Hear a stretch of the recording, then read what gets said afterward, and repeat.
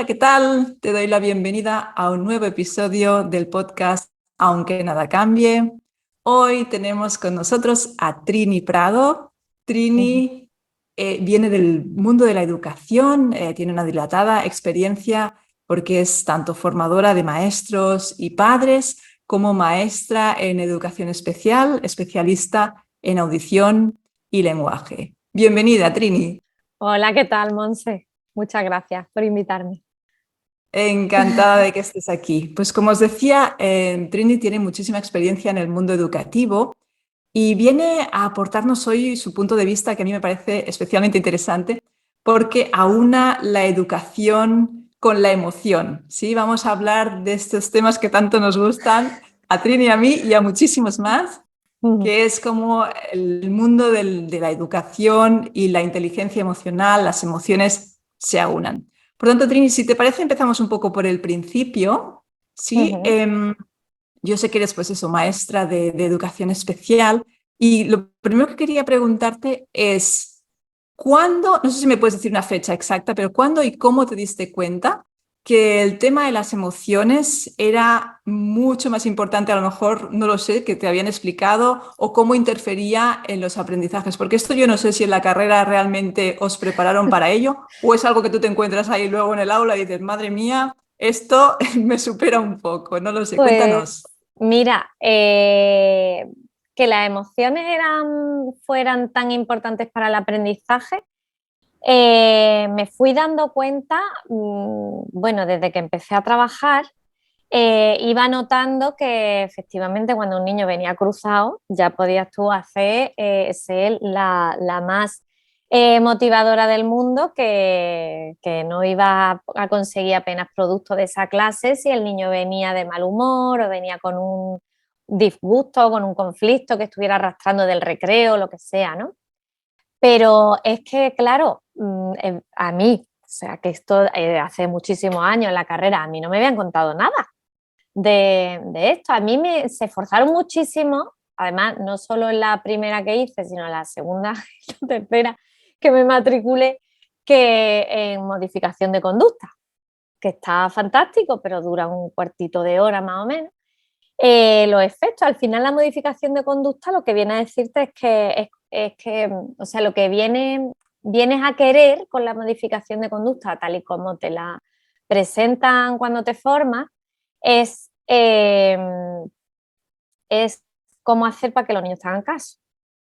¿Qué pasa? Que ahí estamos dejando fuera una parte súper importante, que son las emociones, que ya te digo, que como haya un conflicto que, o sea, el niño venga a clase después de que le han pegado una bronca en otro lado, no sé cuánto, lo que sea, ¿no? Que sea a lo mejor más desagradable, o que venga súper emocionado con alguna sorpresa que se haya llevado, pues va a ser difícil que ahí pueda prestar atención y pueda estar a lo mejor a lo que tú tienes planeado.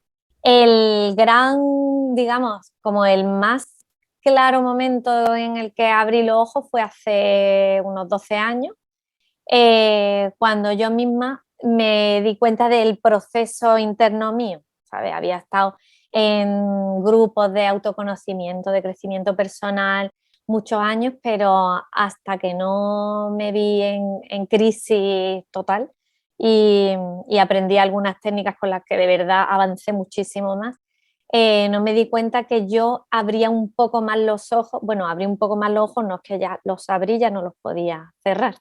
eh, Al ver cómo venían los niños, era lo primero que me tenía que fijar y de lo primero que me tenía que ocupar antes de intentar conseguir ningún otro objetivo. Curioso, ¿eh? O sea, de pensar que no era demasiado importante, o sea, seguramente ya se podía intuir, pero ver que es la base casi de todo, ¿no? Sí, sí, es que o tienes una. Es como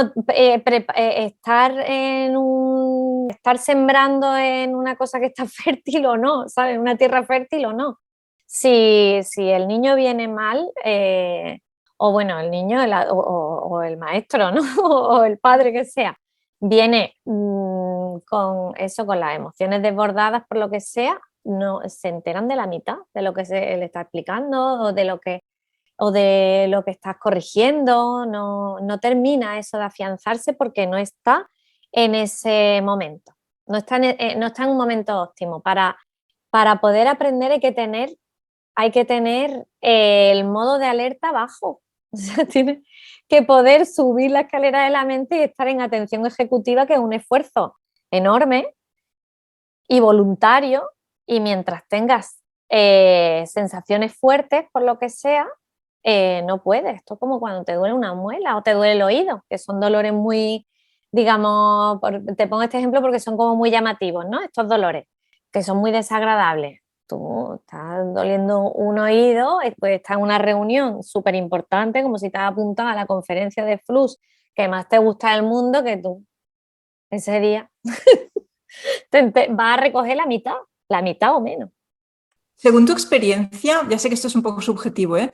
Pero Ujú. ¿has detectado emociones que interfieran más? O sea, emociones, me refiero a emociones incómodas. O no sé, a lo mejor como decías lo de sorpresa, emociones que por lo que sea, pues sea el miedo, sea la rabia, que interfieran todavía más en el aprendizaje, que digas, esta todavía noto más, que más efecto les hace y que ya no me deja, que no les puedo enseñar nada cuando están Ahí va, así. sí, que me tengo que tengo que parar y hacer algo con eso porque si no, ya está, es que voy a echar el rato por alto, ¿no?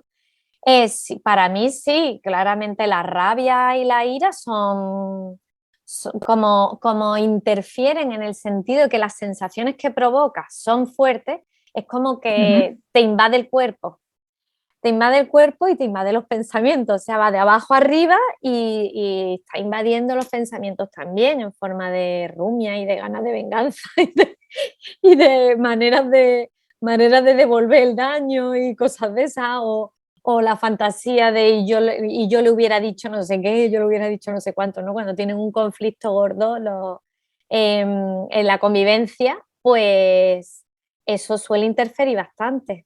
La tristeza parece más sutil, pero también interfiere, lo que pasa que es como menos llamativa. Y luego Claro. interfiere mucho, no sé, yo tenía a lo mejor ya cuando estaba en secundaria, que tenía alguno que venía enamoradísimo y no es que trabajo le costaba también. Entonces, o no sé, o que le acababan de dar, me acuerdo también que le dieron una sorpresa a uno una vez justo antes de que yo lo llamara, no sé cuánto, habían celebrado, bueno, le había tocado una cosa, ¿no? Que deseaba mucho y venía como en la nube, no estaba para ponerme ahora a corregirle síntomas disléxicos ni nada de eso. O sea, que por lo tanto podríamos decir que sean emociones intensas, no tienen por qué ser emociones más incómodas, ¿no? Porque algunas de ellas se No, pueden ser son positivas, guay, pero algunas son chulas. sí, de acuerdo, muy bien, En muy el bien. momento en que te invaden el cuerpo, bastante. Es lo que yo veo que Claro, y ya se lo come eso, todo, ¿no? Que domina todo. sí, sí, sí, sí. Claro, claro, claro.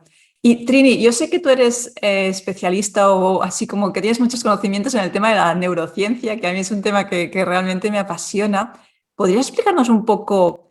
Porque claro, yo creo que cuando escuchas la palabra neurociencia ya todos se nos ponen un poco los ojitos de a ver qué nos dice la neurociencia, ¿no?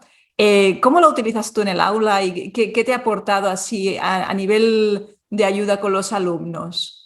Mira, me ha aportado mucha comprensión de por qué pasan las cosas que pasan en una clase, ¿no? Por qué es tan difícil a veces mantener la atención del público, ¿no? Que momento llegamos los maestros, llegamos al aula y resulta que tenemos a uno que se distrae con una cosa, con una mosca que pasa, al otro que mira muchísimo por la ventana, otro que los ruidos que ocurren fuera enseguida le sacan y la curiosidad es más fuerte, ¿no? Pues cuando vas comprendiendo, vas sabiendo más de cómo funciona el cerebro, puedes ir dominando un poco más, ir cambiando un poco el ambiente para que mejore el rendimiento, también, vamos, yo lo uso muchísimo, lo que sé de cómo nos funciona el cerebro y se lo explico a los niños para que ellos mismos se conozcan, ¿no? Asimismo, un ejemplo que se me ocurre de como de los motivos que tiene cada cerebro, ¿no?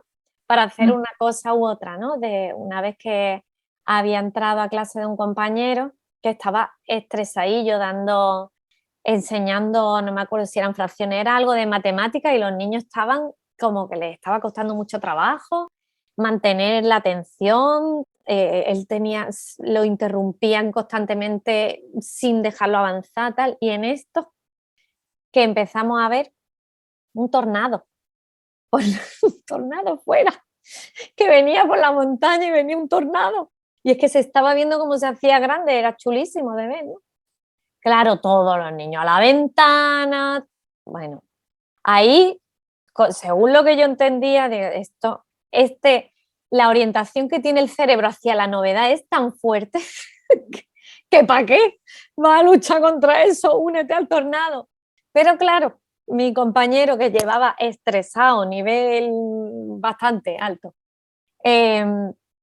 durante un buen rato, resultó que nada, decidió, no, pues cierro las persianas, no sé qué, y no terminamos de ver cómo acababa el tornado, ¿no? Bueno, ya seguro desapareció por delante, no iba directo a nosotros, pero claro, es que él también tiene su cerebro que funciona de la misma manera que a todos, que cuando empieza una cosa la quiere terminar, que es que el cerebro también tiene esa tendencia, empiezas una tarea y la quieres terminar. Esto de ponernos el cronómetro y parar sintiendo que no has acabado es una cosa es como cuando montas en la bici y estás cogiendo y vas cogiendo inercia y ya cada vez te está costando menos, ¿no? Ir con velocidad y cada vez más velocidad y cada vez quieres un poco más de velocidad y con poco esfuerzo vas. Pues el cerebro funciona igual, el de él estaba así, quería ya acabar de dar las fracciones o lo que estuviera dando, que no me acuerdo bien qué era, y nos perdimos el desarrollo el desarrollo del tornado. Pero claro, es que ahí está el cerebro del profesor, el cerebro de cada niño y ya te digo, los estímulos que aparecen fuera más los internos, los dolores, el cómo te influye para aprender eso, pues tener un dolor o tener unas emociones que te están resultando demasiado, te están resultando invasivas porque te invaden hasta los pensamientos también, ¿vale? Entonces es muy difícil deshacerse de eso y sabiendo cómo funcionan las estructuras del cerebro, la verdad es que se va entendiendo bastantes cosas y vas pudiendo cambiar y justificar por qué vas a hacer este cambio u otro. Por ejemplo, hay colegios en los que se tiene una puerta entre las aulas que para pasar de una aula a otra puedes pasar por medio sin salir al pasillo y me encuentro que hay coles donde no se respeta nada. Ese momento de concentración del compañero de al lado. Y entonces se usa esa puerta, los niños, obviamente, un estímulo externo los va a hacer y novedoso, los va a hacer mirar porque para eso tenemos la curiosidad y ya te has cargado esa inercia que podían estar llevando, ¿no? Vaya. Entonces, la neurociencia a mí me ha servido para justificar muchos cambios en temas también de convivencia dentro del centro y que se entienda por qué a lo mejor el objetivo tiene que ser que durante las clases se consiga silencio en el pasillo, o por qué no abrir la puerta, no usar esa puerta, que sí, no, es que tengo mucha confianza en mi compañero, ya, sí, sí, soy estupendo, pero es que los niños hacen así y miran. Y entonces... Claro, ya te has cargado la concentración, sí, totalmente. Ahí va. Y entonces es como eso, pues perder la inercia que el cerebro va cogiendo. Que la verdad es que es un recurso al que tendríamos que estar sacándole partido, está claro. Claro, y qué bueno también que digas esto de que se lo explicas a los niños, ¿no? Porque que ellos sean conscientes de cómo funciona, aunque sea a nivel pues muy simple, ¿no? Pero cómo funciona su cerebro también les da mucha comprensión de qué pasa cuando se distraen o cuando, ¿no? De cualquier cosa que haga que no estén siendo los alumnos modélicos perfectos, ¿no? Porque no lo somos, ¿no? O lo somos, pero no solo se puede. 2 minutitos. No se puede, pero no se están dando cuenta que interrumpen y a lo mejor tienen un compañero con unas características, unas necesidades un poquito más peculiares, que realmente es que esa interrupción le es demasiado molesta, ¿no? Porque tiene a lo mejor una sensibilidad mayor. Y bueno, está bien explicarlo, no en el sentido que tú estás molestando, queriendo, por un lado, o sea, se saca, se descontextualiza el que el niño es ruidoso o el niño es el que está todo el día interrumpiendo. Mira, pasa, es que le cuesta más trabajo frenar y mientras entrena o no entrena los frenos, pues estamos aquí ayudándolo entre todos, ¿no? Y luego Claro. al otro le cuesta muchísimo más trabajo volver a su atención y estar de buen humor con estas interrupciones y entre todos a ver qué podemos hacer. ¿Sabes? Que sea una cosa como de, mira, este cerebro funciona así, este cerebro funciona igual, prácticamente igual, pero a este le afecta más esto y a este otra cosa. Ya está aportando ya como las diferencias individuales que hay entre las personas, ¿no? Claro, pero dentro de que hay unas cosas comunes que a todos nos molestan, además, o sea, que son temas de eso, pues de supervivencia, de interrupciones de la atención, por qué se dan esas interrupciones de la atención y que los niños vayan aprendiendo pues es verdad que cuando vienen, yo qué sé, a preguntar cuánto se quedan hoy al comedor, todos hacemos así y luego un rato vamos a observar qué pasa después de eso, pues que el profesor tiene que decir venga, vamos, seguimos, ¿en qué estábamos? No sé qué, y tiene que volver a esto y que los niños se den cuenta de todos esos esfuerzos que están también haciendo los maestros. Porque es que... Claro, claro que sí, sí, sí. Y Trini, otro tema que sé que también utilizas mucho, que es la disciplina positiva, que es otro Sí. tema que también cada vez se oye hablar más de esto. ¿Podrías explicarnos un poco en qué consiste y algún ejemplo así para que las personas que no la, sobre todo los que no la conozcan, puedan entender lo útil y lo agradable que resulta trabajar de esta manera, ¿no? Mira, disciplina positiva es un método educativo, ¿vale? Que tiene como unos principios muy básicos, muy simples, pero difíciles de llevar a cabo a veces porque hemos tenido una contraeducación hacia eso, ¿vale? La disciplina positiva habla de no ser punitivos, o sea, de no usar el castigo, las amenazas o la coacción, ¿vale? De ser algo más democráticos, de ser democráticos dentro de que estamos respetando los límites de los padres y maestros y somos respetuosos con las necesidades de los niños. Entonces, eso que puede parecer como utópico es una cuestión de empezar a poner en práctica y ahí también es donde yo estoy encontrando dificultad, digamos, a la hora de conseguir que se ponga en práctica en las familias y en la escuela. ¿Por qué? Porque te topas con creencias que están muy arraigadas sobre cómo tiene que ser la educación. Y esas creencias arraigadas además están hablando de unas limitaciones, de unas inseguridades por parte de los padres, a veces de miedos, miedo pues a que te tomen manía, ¿no? Y a que te quede, y a que no, entonces ya no te hacen caso porque, o miedo a perder la autoridad porque crees que es que no te van a hacer caso ya nunca.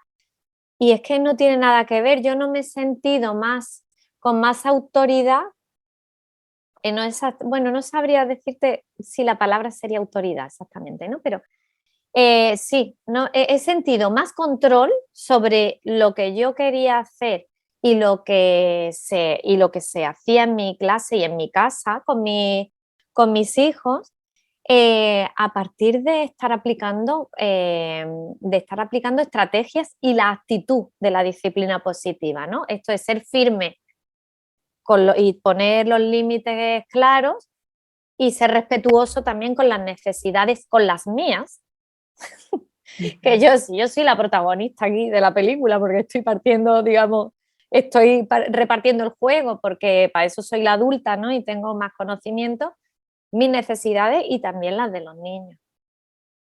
Y ha sido digamos, cuando yo he notado más cambio y, o sea, más confianza con los niños, que se ha ido fomentando la confianza con ellos, más conexión.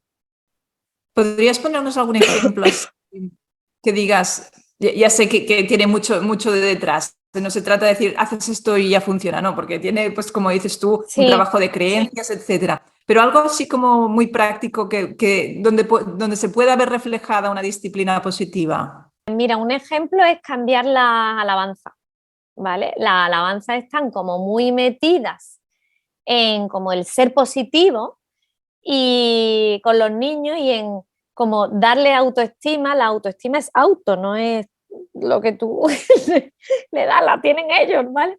Entonces, se confunde eso de como mejorar la autoestima a través de alabanza. Y se ha demostrado que no funciona a la larga, o sea, que da una satisfacción muy momentánea y luego quita el poder, ese ese autoevaluación de cómo les ha salido a los niños las cosas, ¿no? Entonces, esto es una cuestión de un día para otro, decides que no vas a decirle más a tu hijo, ¿sí? ¿Vale? Si te parece que los deberes le han salido fenomenal o no le han salido fenomenal. Y le empiezas a devolver ¿y a ti qué te parece? Y es como, no te puedes imaginar qué trabajo cuesta, porque es que tanto cuando ves una cosa muy bien hecha como como cuando la ves muy mal hecha, dan ganas de opinar. Claro, claro. Eso, te tienes que morder la lengua y dejar de opinar. Y lanzar la pregunta para que se hagan autoevaluación. Esto en el colegio tuvo toda la gracia cuando lo empezamos a hacer, mis compañeras y yo, en el primer colegio donde empezamos a hacer estas cosas de disciplina positiva, porque es que nos mirábamos, venían los niños, claro, venían los niños y te enseñaban, señor, el dibujo preciosísimo, lo que sea. Y entonces, como estamos en modo esto lo vamos a cambiar, era, se le iba, se le iba agotando el repertorio a la maestra de infantil, que era muy graciosa en el colegio. Decían, se me acaba el repertorio de ¿y a ti qué te parece? Y dice, porque ya no me salen más preguntas y me dan ganas de decir, pero si está precioso. Y los niños se iban con cara de ¿y a mí qué me parece? Yo qué sé, ¿qué te parece a ti, maestra?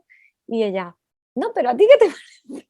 Yo sí, estuvimos un tiempo hasta que los niños empezaron, es verdad, y lo mismo que aquí en mi casa, vamos, con los míos, que cuando han estado con la letra, cuando han estado, no, cuando están con la letra fatal, pues te digo, ¿y cuál de las letras te gusta a ti, de todas las que has hecho hoy, de este repertorio de letras, de todas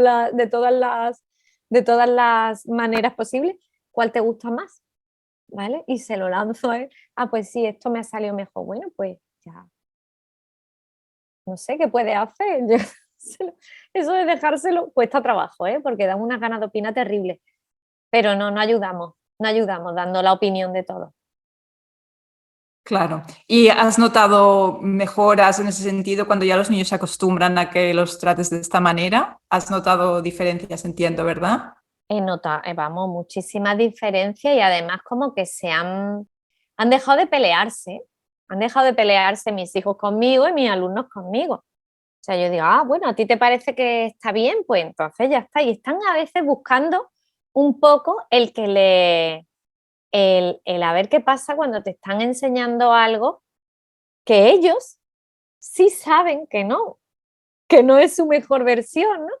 Pero entonces los dejas y cada vez les estás dando más poder a ellos sobre cambiarlo, Claro, que es la idea, ¿no? Que ellos quieran mejorar. Hay veces claro. que no quieren mejorar en algunas cosas, eso también pasa. Y ahí está el trabajo personal del padre y de los maestros para aguantarnos un poquito o para decidir si eso es una lucha a la que te quieres meter o no. Claro. Porque estás como fomentando el autoconocimiento, de alguna Claro, manera, el conocimiento externo, ¿no? Y claro. hablando de autoconocimiento, yo te he escuchado a ti una frase que a mí me encanta de Ah, San Agustín, ¿no? Que es el conócete, acéptate, supérate, que tan sí, interesante me parece porque en tan pocas palabras, cómo se puede en 3 palabras resumir casi una vida, ¿no? De alguna manera. Totalmente. Eh, esta frase para mí es maravillosa. Entonces, ¿qué papel crees que juega? Que entiendo que desde tu punto de vista debe ser como el mío, que es muy importante. ¿Qué papel crees que juega el autoconocimiento a la hora de aprender? Y bueno, ya no solo de aprender, sino de vivir, ¿no? De alguna manera. Es que en cuanto te empiezas a conocer más, empiezas a ver más repertorio fuera de ti mismo, ¿no?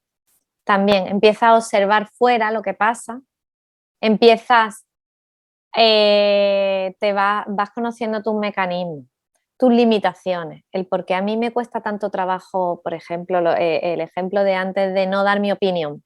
¿Por qué me cuesta tanto trabajo no decirle al niño, mira, eso está fatal, borra y empieza otra vez, ¿no?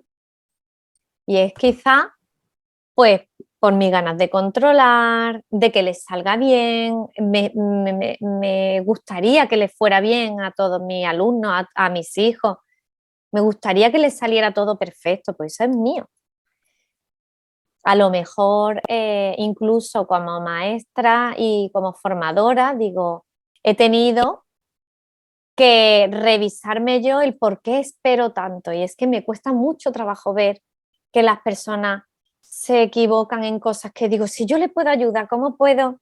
Y estoy ansiosa y no estoy siendo paciente con, a lo mejor con los, con los procesos de los demás, ¿no? Y eso me ha llegado, el no ser tan impaciente, eso me ha llegado conociéndome y aceptando que soy así. Y a partir de eso digo, bueno, pues ahora pues voy a dejar de presionar por este lado porque es que quizá no sea el momento, no tiene que ser todo como yo lo estoy pensando, ¿vale? Una vez que te conoces, empiezas a ponerte en el lugar del otro.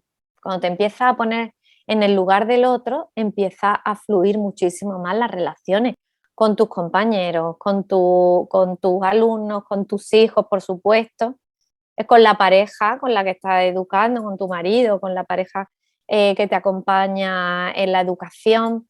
Empiezas a entender los motivos de los demás porque empiezas a entender los tuyos.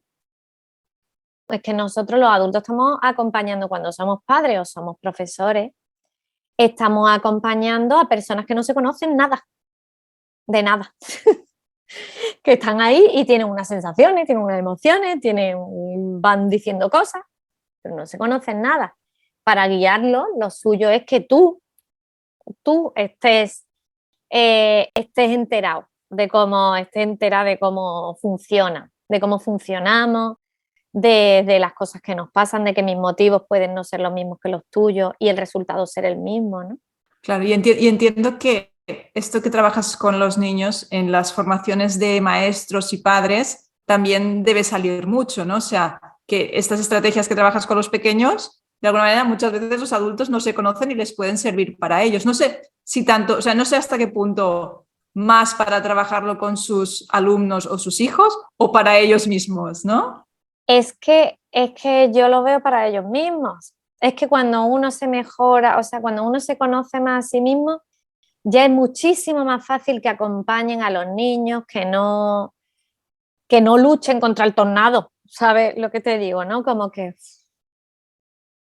no, vale, sí, yo tengo ganas de acabar esto, pero es que entiendo que esto es súper interesante, esto que está pasando, ¿vale? Y no te enfades tanto, no te lo tomes de una forma tan personal. Entre los maestros también pasa que hay niños que nos cuesta muchísimo más trabajo lidiar con ellos y es que están enseñando una parte de ellos que nos chirría muchísimo por lo que sea, pero nos chirría a unos y a otros no. ¿Y por qué Totalmente. a unos sí, a otros no? Pues eso está en cada uno. Claro, claro, qué interesante. ¿Nos podría explicar un poquito la formación que haces tú para adultos, en qué consiste? O sea, ¿qué les puedes ofrecer? Pues mira, ahora mismo tengo una formación presencial para padres de 6 horas en la que hacemos un recorrido por los temas que más les preocupen, ¿no? Porque me cuentan cuál es su dificultad de convivencia con sus hijos en su casa a la hora de educar y entonces ya elijo cuáles son las herramientas de disciplina positiva, por un lado, que le puedan venir bien otras cosas de comunicación que no son exactamente de disciplina positiva, pero que por la experiencia de tanto colegio y de tantos problemas de lenguaje y de comunicación, pues ya tengo más dominado. Y el autoconocimiento de ellos mismos. Ya te digo que hay veces que es cuestión de cambiar un poco, o sea, de ampliar un poco la mirada y de verse primero ellos y luego van a poder aplicar esas herramientas sin que les cueste tanto trabajo. Qué bueno. Sí. ¿Y dónde pueden encontrarlo si quieren contactar contigo y así? Sí, pues en triniprado.com. En triniprado.com, ahí se suscriben a mi newsletter y ya voy ofreciendo a través del correo pues esa formación u otras 2 que voy a sacar ya pronto. Una en audio que viene a ser como el anti-modificación de conducta, digamos, donde explico todo lo que he ido haciendo a lo largo del tiempo, de este tiempo que llevo aprendiendo, que son muchos años ya, que no es exactamente modificación de conducta, son otro tipo de estrategias, otras actitudes. ¿Y cuáles son esas? Y luego voy a sacar una formación en papel que tiene que ver más con autoconocimiento de las madres y los padres también, pero vaya, que me dirijo mucho a madres, no solo a padres. De momento eso, y bueno, pues para los colegios me llaman a veces de los centros de profesorados para formaciones de convivencia, de temas de convivencia, a lo mejor en centros donde hay casos de acoso escolar y están un poco buscando ya medidas para poder ponerle freno, o simplemente que quieran tener digamos, un camino que recorrido van a hacer en su proyecto de convivencia, o para el tema de la educación emocional de los niños, que es verdad que los profes de ahora cada vez están más concienciados en dar una educación emocional al alumnado, y hay veces que dicen, venga, ya saben, ya conocen los niños las emociones, ya saben cómo se sienten, ya son capaces de reconocerlas en los demás, ya se les ocurren algunas soluciones, dicen, pero cuando están fatal, ¿qué hacemos? Y ahí es donde yo les formo. Claro que sí, y tan necesario. Yo quiero recomendar la newsletter de Trini, que hace ya unas semanas que estoy leyendo. La verdad es que es súper entretenida, y solo por eso yo creo que muchas veces el contenido de las newsletters pues, nos ayudan a ser ya más conscientes, ¿no? O sea, una persona, ¿no?, que la va leyendo y que va pues, entrando en contacto un poco antes de... Bueno, si alguien quiere contratarte, pues yo pienso que también es muy interesante que te conozcan a ti para ver un poco... si puedes congeniar congeniar sí o no, ¿no? Y una manera excelente para mí siempre es el tema de las newsletters, así que es súper entretenida, muy divertida, y solo por eso pues ya la recomiendo. Trini, te agradezco muchísimo que hayas compartido este tiempo con nosotros, que hayas pues explicado estas anécdotas, esta información de tantos años que llevas acumulando, ¿no? Y nada, pues eso, agradecerte que hayas estado aquí. Muchísimas gracias a ti y espero que el podcast vaya fenomenal. Muchas gracias. Y a ti que estás al otro lado, pues quiero recordarte que puedes escucharnos en las principales plataformas de podcast, así como escucharnos también y vernos a la vez en YouTube. Si te interesa no perderte ningún episodio, pues puedes hacer esas típicas cosas que se dicen de suscribirte al canal, que es gratuito, darle a la campanita para recibir todas las notificaciones, así cuando colguemos un episodio, pues te lo notificará y podrás pues verlo también. Y nada, pues agradecerte muchísimo que hayas compartido tu tiempo con nosotras. Un saludo, un abrazo, y nos escuchamos en el próximo episodio de Aunque Nada Cambie.